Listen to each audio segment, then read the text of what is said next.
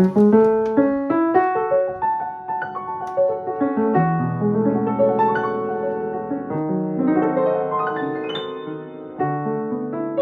there, my name is Em Roberts of Roberts Pianos Houston, and I wanted to just tell you my story in pianos.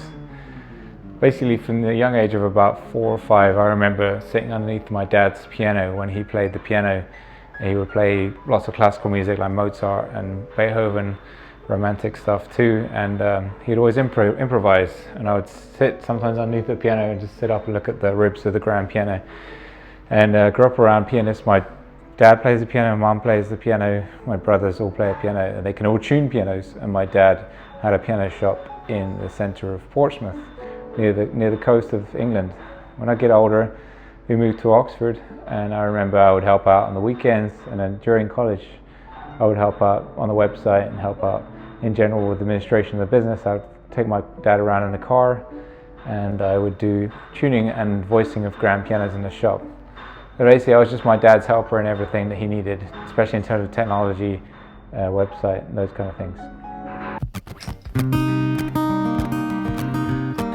When I hit the age of 18, I went to Buenos Aires for 3 years, where the first time I was ignited with passion for music, really. Well, I was ignited before that in high school with love for bands like Coldplay and Keane and just piano, pop, rock. So piano was part of it, but it was mostly rock, soft rock. So that got me into music.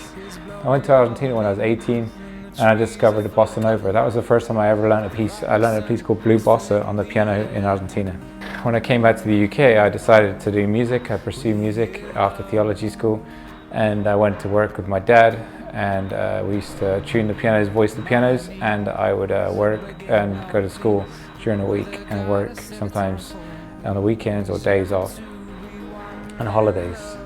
When it came to finishing college, I went to do my master's degree in music, and I would play in bands at college. I would play at worship at church. My true musical story really starts in church, as a lot of musicians do. Choir people and band people, they start in music because in church they start music in church because it's a very forgiving place when you're young to practice. So I started playing the drums, I would play the acoustic guitar. Eventually, when people left the church for jobs or for other educational opportunities, or they got married, I would end up playing the bass, I would end up playing the keys, and I wasn't that good really until I went to college and I started to understand the mechanics of music theory, the Roman numeral system, which is in America is more known as the Nashville number system. I discovered a love for music, and I discovered a love for songwriting and playing in bands.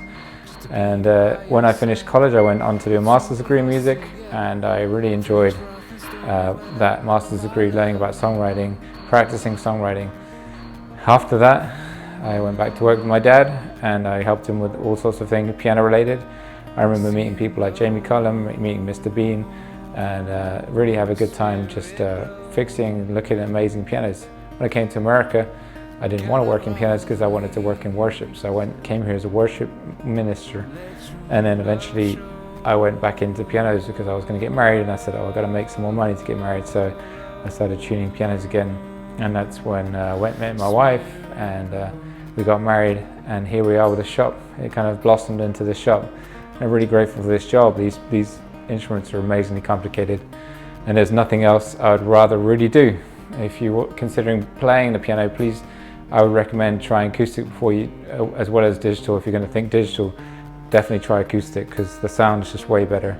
I've recorded on digitals, I've done parts on them, I've done drums on digitals, I've done strings and pianos and all sorts on high sample quality, but there's nothing like a real piano. So hopefully you found that story interesting. There's a lot more stories I could tell, but I don't have any more time. And if you'd like to find out more about us, please, and our pianos, please go to our website, robertspianoshouston.com. Thanks for watching, and see you soon. Yeah.